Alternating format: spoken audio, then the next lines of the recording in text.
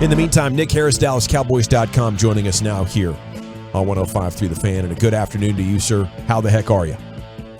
Doing pretty well. How are you doing, fellas? That's a good way to pair it, though. The first weekend without Cowboys football, but the best offseason in Rangers history. That's a good way to look at it. Yeah, we're coping the best we can, Nick. You've been around these parts for a long time. Of course, as a journalist, you wear a different hat, but it does affect the mood around here significantly for everybody involved, doesn't it? Yeah, absolutely, 100%. Hey, Nick, thanks for all your hard work so far on the draft show. Love working with you on that. Really do appreciate you with all, man. Your knowledge has been super. Okay, I hope I'm not getting you in trouble here. You said something. You said something on the show though, and we were going around talking about how the offseason might be different from the Cowboys. And I hope I'm getting this right. But you felt like that they were going to be maybe a different approach with maybe adding players. Is this something? I hope I'm not taking it out of context or anything like that for you. You felt like that they were going to have a really aggressive off season. Yeah, this is just kind of my personal belief. This is not based on anything that I know. The conversations that the front office and the coaching staff has had this week has still been very preliminary. I mean, from what Mike McCarthy communicated in the press conference, it's pretty valid. I mean, the shock is still there with a lot of people in the building. I think the full evaluating of what will happen over the offseason won't really start cranking up until they figure out what's going to happen with Dan Quinn, because that's going to be the big first domino towards everything else that'll happen around the team. But for me, what I believe, you kind of look at everything that's on the table out in front of them. Mike McCarthy is heading into his final year of his contract. Jerry Jones, he's pushing 81 years old. They've been trying to win now. It's been a win now approach for the last 2 to 3 years. And you look at all the players involved and what they kind of have to do to get it done this next season. They're going to need a little bit more. You look at the 16 impending free agents. That's over 25% of the active roster that they're going to have to figure out what to do with this offseason. I mean, you look at that list, it's probably only reasonable that they bring back only about 3 or 4. So I think there's going to be quite a busy offseason in Dallas. I think there's an opportunity to go out and make a couple of big splashes, whether that be at the running back position or on the defensive side of the ball if a certain defensive pieces end up leaving with Dan Quinn. But that's just something I anticipate happening this offseason. Which position group on either side of the ball do you think is going to be most overhauled? Is it the running back group, or do you see somewhere else?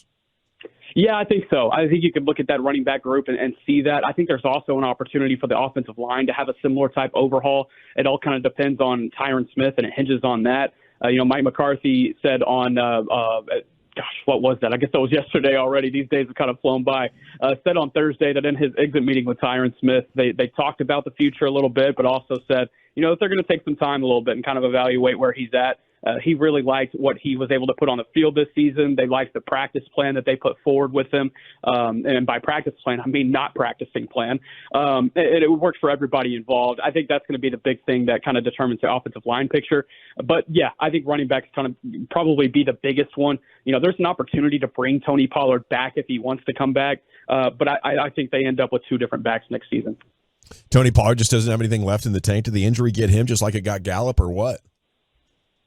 Yeah, it's an interesting one because you look at what he put on the field this past season, and you could try to sign him to a short-term type deal, maybe a 2 to 3 year type deal, and bring him back to be in that running back room, and then maybe draft a guy or bring in a big free agent and be able to kind of work with him and be a little bit more complimentary. Or you let him walk and, see if he can find a deal elsewhere and draft a guy and then bring in a free agent or draft 2 guys, however it kind of works out. But the more I look at what Tony Pollard produced this season, and they came into the off season, they came into training camp, Mike McCarthy talking about how they're going to run the ball. That's what they're going to hold their hat on. And I think it's safe to say that there wasn't one game this season where you felt like the offense held their hat on running the football. So they have to have some sort of different approach in that area. I think that's probably going to be the biggest overhaul that we see on the offensive side for sure. Nick Harris, DallasCowboys.com with us here in the GBag Nation. When you reflect back now on 2023, as we've had about a week to do so, is there a player that you think really underperformed your expectations, and then maybe a player that you think overperformed? Oh, that's a good one. I think overperformed. I think that's an easy answer. I would have to look at Deron Bland. Just being able to step in and do what he did and have an all-pro type season whenever Trayvon Diggs went down. I think whenever Diggs did go down, there was confidence in Bland, sure, because he had the 5 picks in his rookie season. But, how would he adjust moving out to boundary, and how would he be able to adjust going up against big-time wide receiver ones? And he did a pretty good job. I think if you asked for what he was able to put in front of you, I think you couldn't ask for much more.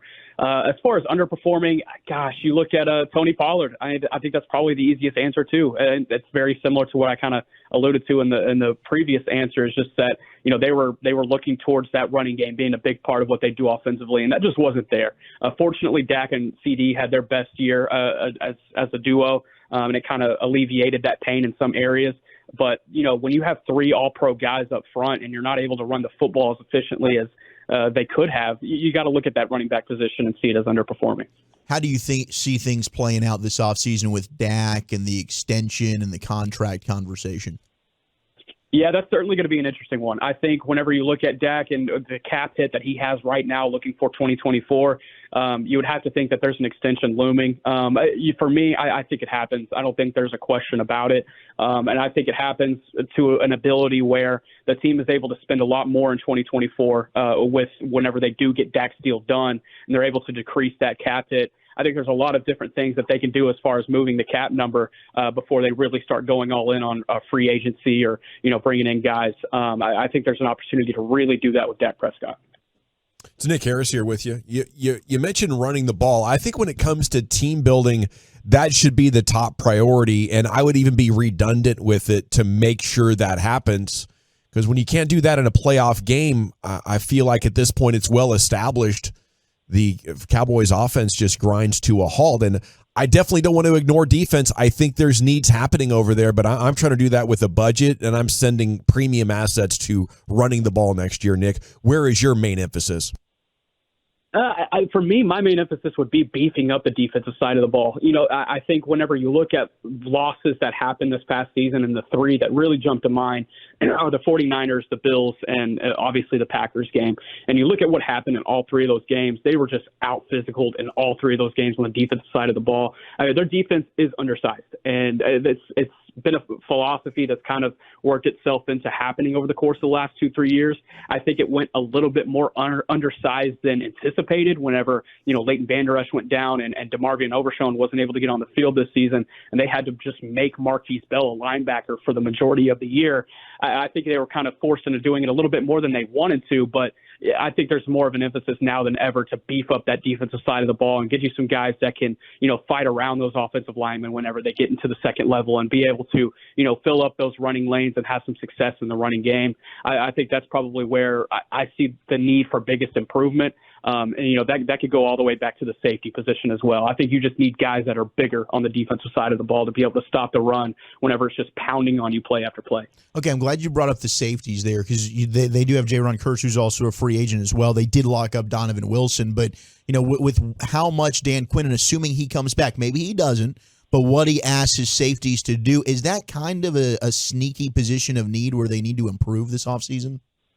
Yeah, I think there's an opportunity where they go get one in the draft or they get a free agent as well. You look at Jaron Kearse and kind of what he put on the field this year. I think it's kind of open as far as bringing him back or letting him walk. I think Dan Quinn being in the building next year will be a kind of a big determining factor in that as well. I think if Dan Quinn moves on, I think Kearse probably moves on as well with him. And you look at Dante Fowler in that same sense. But even if Dan Quinn is back in the building, I think there's going to be a conversation about their approach at the safety position. I really like what Malik Hooker and Donovan Wilson did as far as what they were able to do. Malik Hooker, he's proven to be one of the better run defenders in the secondary for the Cowboys this past season. And Donovan Wilson, once he was able to really come back from that calf injury, you started to see him stack some really strong games there on the back half of the season that, it was the reason why the Cowboys had paid him last offseason. But you look at the safety class, you look at some opportunities to be able to do some things in the draft in that area. I think you probably have potentially a different safety in that group next year that's starting quite a bit. And then you also have Wanye Thomas in the building and Marquise Bell. What do you do with those two guys and how do you factor them into the equation? You would have to think that Bell's not going to be in the second level next season. So what do they do as far as working him back into the safety group? I think that's probably one of the more interesting ones that you're going to dive into this offseason. Nick, is there any chance that they let Dak's contract ride and see, okay, let it go and they'll figure out things at the when it's after this season, with him and the coach and all that? I just don't see that happening for a couple of reasons. One, again, I think they would like to be able to build a team around him here in 2024, and they're going to have to do it with 16 impending free agents, and they wouldn't have a ton of money to really go around. I mean, the budget book, it would be slim. Could they do it? Yes, absolutely, but I feel like that checkbook would really be slim. They'd have to figure out how to work under that cap. And then a second reason, and this is just kind of something I've thought of over the last few days, let's say they let him ride into that last season of his contract, and he gets hurt in week 3 or week 4, similar to what happened in 2020, then Sure. you have a really interesting decision you're going to have to make at the end of the year as far as, okay, well, we didn't extend him last offseason. It's not like he did anything in these first 3 weeks to prove he needs a bigger contract. So what do you do? And then I think they're left more in limbo in that sense than they would be right now. The smart thing is to extend him. I mean, he's coming off of a season where he's going to end up with an MVP podium finishing second or third for the award. You got to extend the guy, give him a couple of more years on his deal, and figure out what to do with the rest of the team around him. So it's interesting because we're getting ready for the draft, and we know that they have a hole in the middle with their picks, like after the 3rd round, because they traded their 4th for Trey Lance. They moved their 5th and their 6th. So now when you're looking at that and you're realizing, oh my gosh, they did make that trade for Trey Lance. What's his future looking like within the organization? Is it just, hey, he's going to be Dak's backup, or do they have a plan for him? Yeah, and that really hasn't been too much communicated over the course of the last year. I mean, whenever he was brought in August, it was a sense of, hey, we're going to bring this guy in. We're going to take him through a quote-unquote QB school with Mike McCarthy, Scott Tolzien, quarterbacks coach, and offensive coordinator Brian Schottenheimer, and just kind of see where he goes from here. And I think over the course of the last 3 to 4 months, he started to really get comfortable with the offense that Mike McCarthy has brought in. He's gotten really comfortable with Dak Prescott, with Scott Tolzien. I talked to Trey towards the end of the year in the locker room and just kind of, update me on where you're at and kind of how you're feeling. And there was a much better sense of clarity with him when it just came to playing the position. And I think there's going to be a really big opportunity for him in the preseason next year to show all of that and put it forward. But as far as, what his future could look like, I think that's probably undetermined. That's left up to what he does this offseason and in the preseason, and it'll kind of determine how far he can jump up. Did we overestimate how good this team was based on them kicking the out of bad teams?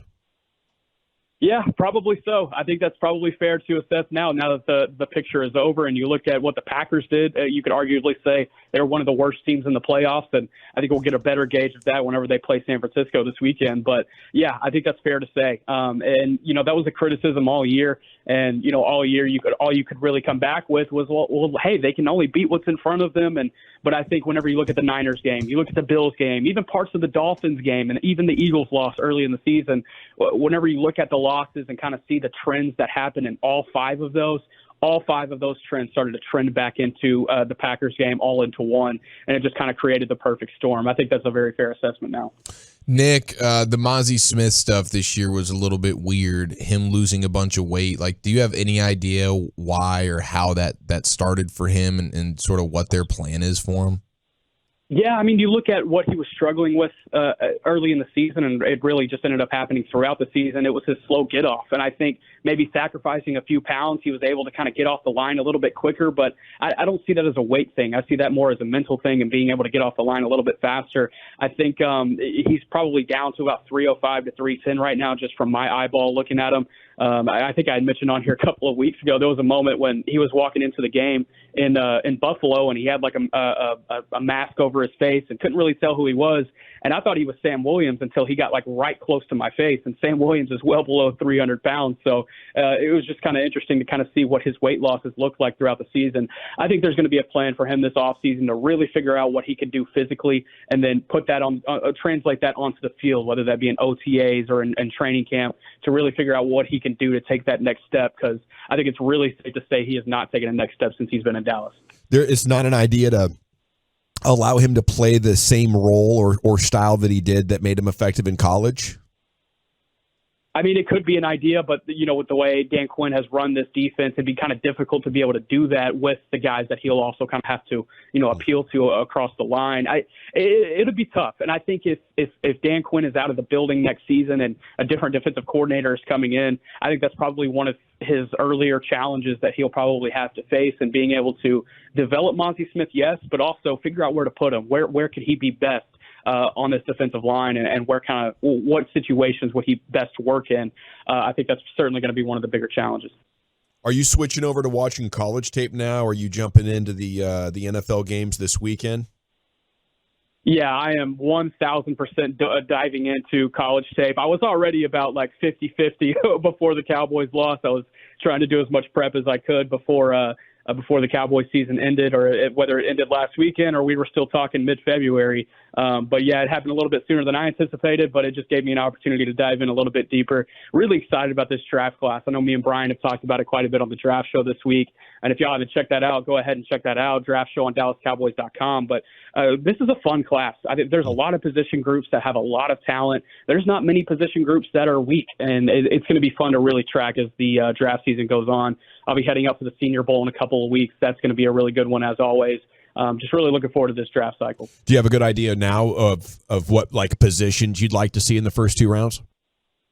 For the Cowboys, I mean, you're looking at offensive line. I think that's, if the Cowboys went for a back-to-back offensive line picks, I don't think anybody would be frustrated about that. But you also got to look at linebacker. You got to look at running back and just kind of see what the options are there. I could throw out a couple of names. Linebacker, you're looking at Edgerrin Cooper out of Texas A&M. If you're looking in that first two-round range.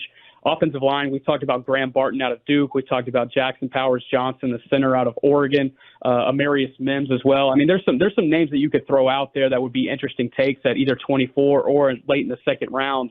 And then running back, there's not going to be a guy in the first round whatsoever. I think even that late second round could be a stretch for even some of the top guys. I mean, Jonathan Brooks out of Texas is probably the best back in this draft, but he's coming off of a torn ACL that he suffered against TCU there in early November. So that's going to kind of affect his process. And then you look at Blake Corum out of Michigan, ran for 1 million touchdowns this past year. He's a 5'9", 210. He's going to be more of a bowling ball type running back. And does that fit with what McCarthy wants to do next season? That's another question. But there's definitely some talent in this draft, and I think they can really pick up some solid players in these first three rounds, even though they're missing those picks in the middle rounds that they'll probably need. Right on, Nick. I'm sure we'll be catching up with you before too long. Enjoy the divisional round, sir. Yeah, appreciate you guys. Thanks for having me on.